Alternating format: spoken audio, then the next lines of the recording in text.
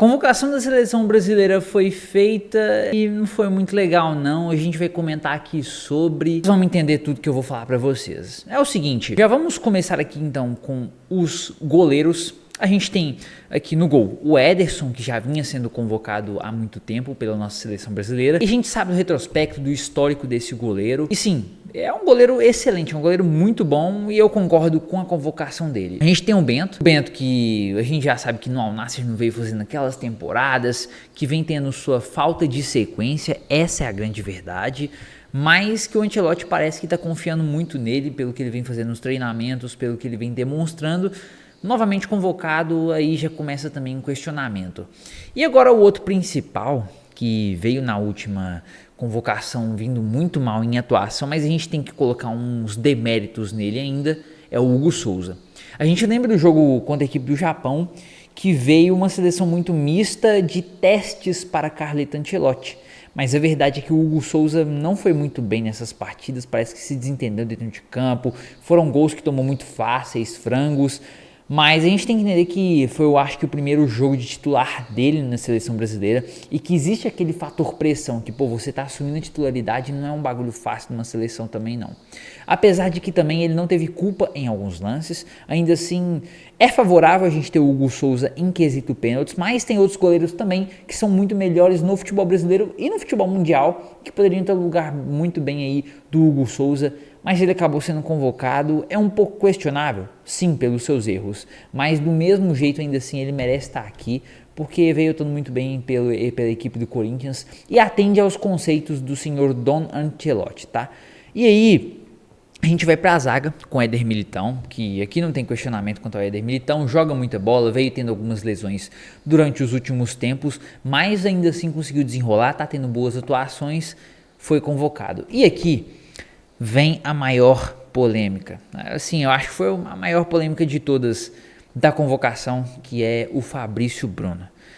Porque a gente lembra do que aconteceu com ele na última partida, o retrospecto foi terrível, terrível. Ele teve a oportunidade de se redimir, mas acabou que a verdade é que não deu muito boa não, ele foi dentro de campo, teve diversas falhas que não podem acontecer em lances de Copa do Mundo, se a gente for imaginar. É uma situação terrível, tenebrosa que o Fabrício Bruno viveu na carreira como zagueiro, tá? Na carreira de seleção brasileira, mas o Ancelotti deu para entender que ele teve uma compaixão, porque erros acontecem. E o Fabrício Bruno também deu aquela entrevista coletiva dizendo que um lance não define ele, né? Aquela situação muito... Tava a cabeça muito quente e tudo mais. E sim, cara, é uma situação que eu acho que poderiam ter outros zagueiros melhores no local dele.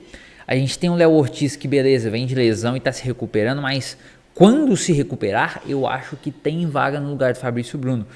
Mas a gente tem que entender também que essa seleção do Ancelotti, ela tem um estilo muito rápido, muito ofensivo, e o Léo Ortiz não é o tipo de cara que se adequa ao esquema que o Ancelotti está propondo, é o que tudo está indicando. Eu não tô falando porque eu sou o cara mais certo do mundo para dizer, mas é o que o Ancelotti está demonstrando. E o Fabrício Bruno tem um pouco mais a ver com isso. Eu também gosto muito do Fabrício Bruno, mas a verdade é que por desempenho, o Fabrício veio também tendo uma boa constância no Brasileirão, né, nos últimos jogos também. E mesmo tendo essa falha, ainda assim, merece sim ter uma segunda chance. Nunca se sabe.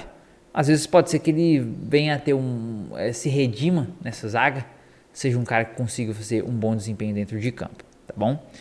É muito polêmico mesmo, mas acredito eu que agora seja uma segunda chance que ele possa tentar ter alguma forma. E se piorar a situação, aí realmente eu acho que ele não vai ser mais convocado pela seleção brasileira.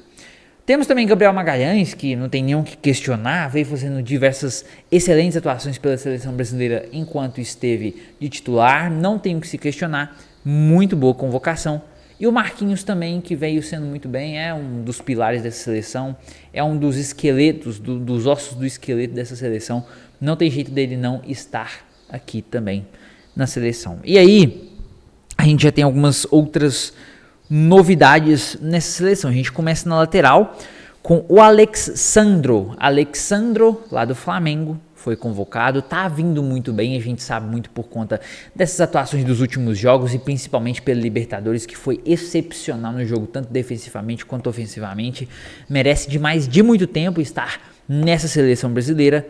Carlos Henrique, acho que é Carlos, eu vou até pesquisar aqui, acho que é Caio Henrique, eu falei errado, Caio Henrique merece estar na seleção brasileira também, vem atuando muito bem pela equipe do Mônaco, o Mônaco que está vindo com um projeto novo, está vindo muito bem, tomara que ele consiga, que não se lesione, tomara que ele consiga e esteja nessa seleção.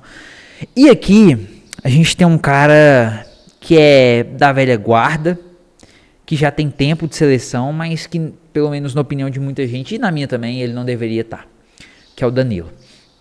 O Danilo, ele é um cara de seleção, é um cara que tem qualidade, e vem como substituto do Léo Ortiz, lá na equipe do Flamengo. Léo Ortiz, que é muito melhor que ele, por sinal, isso, pelo menos na minha humilde opinião.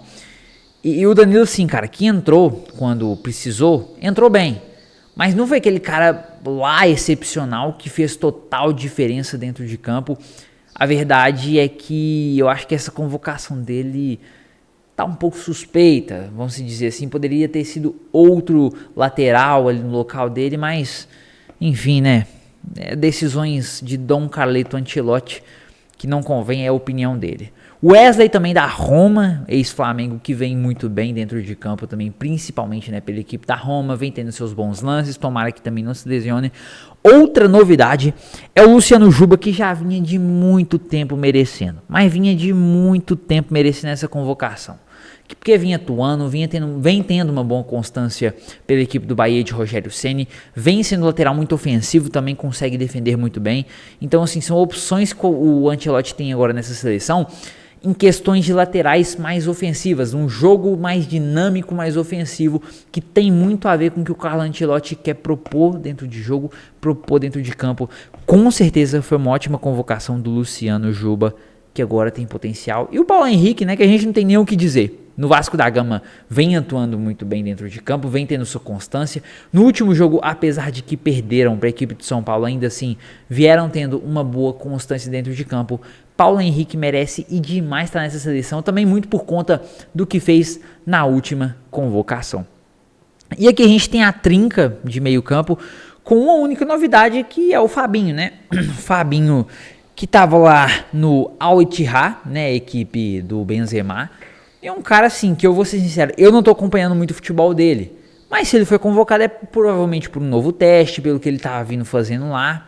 A verdade é que eu vi alguns números de jogos da equipe do Al Ittihad e estavam bem. Então provavelmente por conta disso, e também para ser um substituto do Casemiro, porque o Fabinho consegue fazer uma função próxima ao que o Casemiro faz dentro de campo. Pode ser um suplente se o Casemiro, se acontecer alguma coisa, algum imprevisto, mas enfim, essa é a única novidade no meio de campo. E a gente tem também o Andrei Santos, Casemiro, Bruno Guimarães, Lucas Paquetá, todos merecendo e demais ser convocados. Também dando ênfase Lucas Paquetá, que na última partida fez gol, deu assistência, ajudou muito a equipe do West Ham. E é um cara assim, que a gente sabe muito bem como é que ele tá dentro de campo e que com certeza ele tem qualidade para estar em qualquer outra equipe no mundo e tá no West Ham. Provavelmente ele vai sair temporada que vem, essa é a grande verdade, mas é isso aí. Essas foram as convocações dos meio-campistas de Carleto Ancelotti. E aí, nós temos também os atacantes. Aí a gente tem os de praxe, né? O Matheus Cunha, que veio fazendo gol pelo Manchester United, que vem jogando muito bem por lá e que merece demais.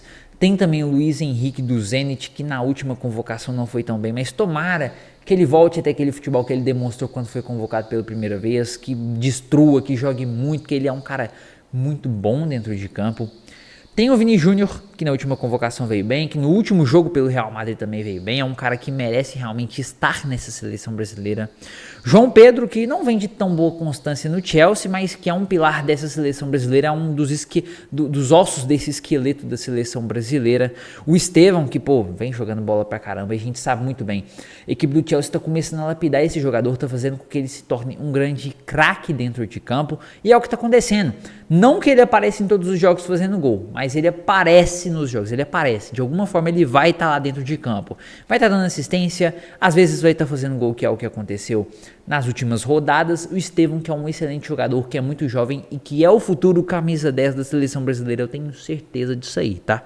E aí, a gente tem também aqui o Vitor Roque, que é uma novidade porque a gente sabe muito bem, né, naquela época que ele sai do Barcelona, que tem toda aquela polêmica quando ele estava fora da Europa e volta aqui pro Brasil. tendo uma ênfase, um grande destaque, né? Ele começa a temporada muito mal, não tendo muitos gols, mas depois que começa a brocar, meu filho, não para mais. Vitor Roque vem tendo uma excelente atuação aqui no Brasil, no Palmeiras, que confiou nele, que está confiando. Ele vem fazendo uma média excelente de gols e não à toa, ele merece sim estar sendo convocado para essa seleção brasileira. Eu acho que por característica o Vitor Roque não tem muito a ver com o que é a proposta de jogo do Ancelotti, mas às vezes o Ancelotti usa ele de alguma forma muito boa dentro de campo e ele consegue fazer gol. E se conseguir, provavelmente consegue cavar até uma vaga para a Copa do Mundo de 2026. Essa é a grande verdade, porque o Vitor Roque é um grande talento, um cara que é muito jovem, que tem muito potencial e que com certeza é um dos grandes pilares que pode sim futuramente estar na seleção brasileira. A gente tem também o Rodrigo do Real Madrid, que mesmo sendo reserva, quando ele entra, faz alguma coisa de bom.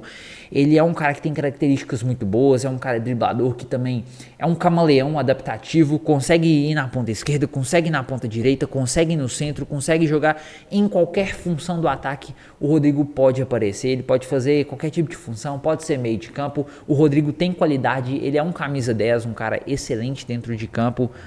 E é isso, né, cara? Não tem jeito da gente discutir a convocação do Rodrigo. E aqui, uma das mais polêmicas convocações, se não a mais polêmica, que é a do Richarlison. A verdade é que o Richarlison há muito tempo, de praxe, ele não vem tendo lá aquelas atuações pela seleção brasileira. Pelo Tottenham também vem sendo um pouco questionado, ademais tendo alguns gols, ainda assim não é o melhor jogador do Tottenham há um pouco de tempo. E a verdade é que, cara, todo técnico tem sua pulga. Todo técnico tem sua pulga. E o Ancelotti não é um dos caras também que tem a sua. E é o Richarlison. Não tem jeito, ele vai estar nessa Copa. Eu tenho quase certeza que ele vai estar nessa Copa do Mundo. E também muito porque o Ancelotti sabe potencializar o Richarlison, apesar da fase que não esteja tão boa para o jogador brasileiro, mas que o Ancelotti conhece ele, entende ele. E quem sabe até lá, se Deus quiser, o Richarlison consiga voltar aquele alto nível, a jogar muita bola, fazer muito gol.